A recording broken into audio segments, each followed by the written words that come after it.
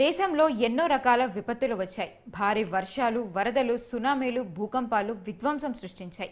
లెక్కలేనంత మంది ప్రాణాలు పోగొట్టుకున్నారు.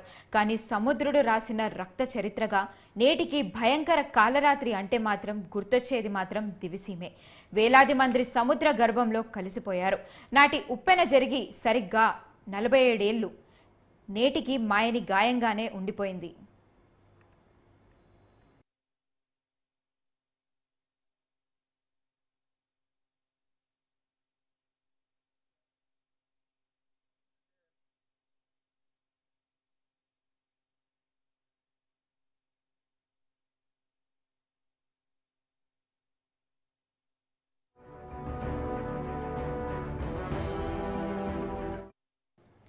దివిసీమ ఉప్పెన చరిత్ర పుటల్లో నిలిచేలా చేసిన ఘోర విపత్తు.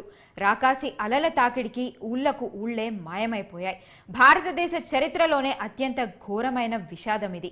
ఆంధ్రప్రదేశ్ రాష్ట్రంలోని కృష్ణా జిల్లాలో ఒక చిన్న సారవంతమైన ద్వీపమే దివిసీమ.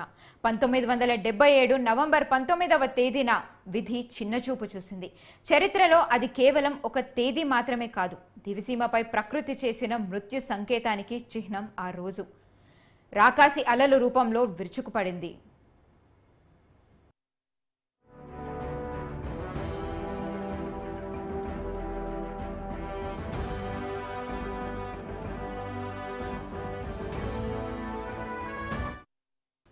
ప్రకృతికి ఎదురీడడం ఎవ్వరి తరము కాదు. ఇక కోపం వస్తే మాటలా?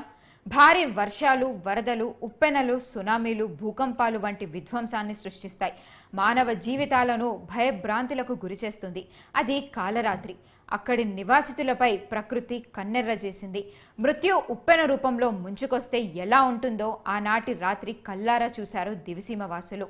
తెల్లారిన తర్వాత మనిషి కనిపిస్తే బ్రతికున్నట్లు, లేకుంటే చనిపోయినట్లని ప్రజలు అనుకుంటున్నారంటే అదెంత మహా విషాదమో అర్థమవుతోంది.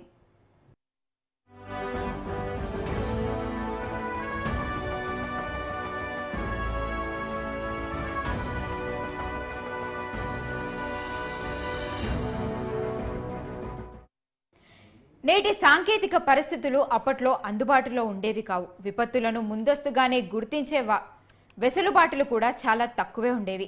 అయినా కూడా రేడియో ద్వారా హెచ్చరించిన అధికారులు విశ్వ ప్రయత్నాలు చేసినా నిరాశే మిగిలింది. దివిసీమలో 6 మీటర్ల అలలు ఎగిసిపడ్డాయి. అలల్లో కొట్టుకుపోయిన ఇళ్లు, కుటుంబాలతో పరిస్థితి బీభత్సంగా మారింది.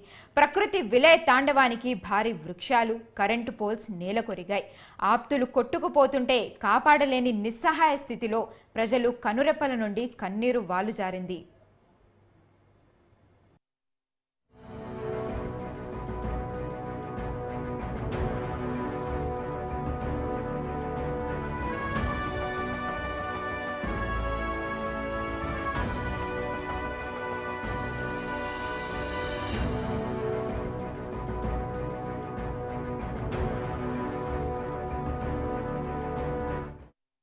దివిసీమలో చోటు చేసుకున్న విపత్తు నుండి ప్రజలను రక్షించేందుకు రంగంలోకి ఎయిర్ ఫోర్స్ హెలికాప్టర్లు దిగాయి.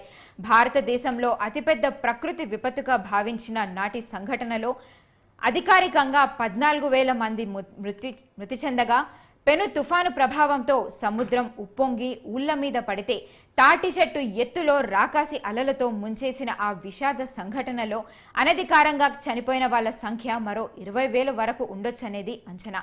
ఈ ఉప్పెన దాడికి తీర ప్రాంత గ్రామాలైన సోర్లగొంది, మూలపాలెం, దిండి, సంగమేశ్వరం, నాలి వంటి గ్రామాలు నామరూపాలు లేకుండా పోయాయి.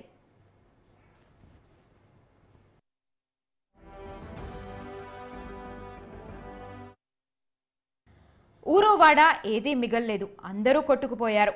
మూగజీవాలు లక్షల సంఖ్యలో మృత్యువాత పడ్డాయి. ఆనాడు అండమాన్ సమీపంలో బంగాళాఖాతంలో ఏర్పడిన తుఫాను క్రమేణా బలపడుతూ భయంకర ఉప్పెనగా మారింది. ఆ ముందు రోజు రాత్రి సముద్రుడు ఎంతో ప్రశాంతంగా కనబడడంతో ఎవ్వరికీ ఎలాంటి అనుమానం రాలేదు.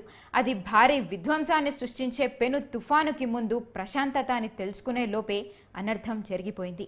దాదాపు కొన్ని నెలల పాటు మృతదేహాలు ఏదో ఒక మూల దొరుకుతూనే ఉండేవంటే ఆనాటి విధ్వంసం ఎంత భయంకరమైనదో అర్థం చేసుకోవాల్సిందే.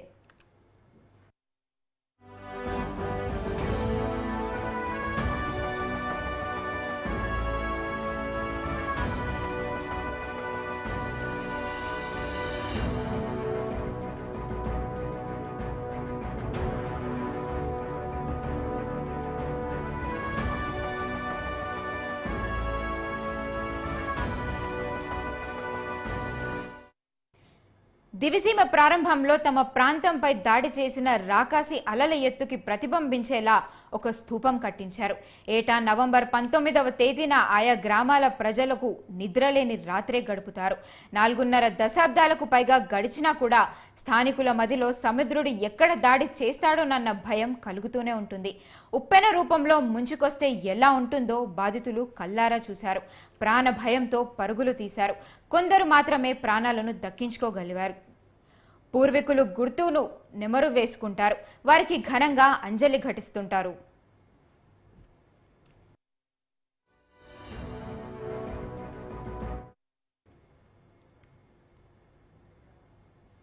ఇవి బులెటిన్ అప్డేట్స్. చూస్తూనే ఉండండి న్యూస్ 360.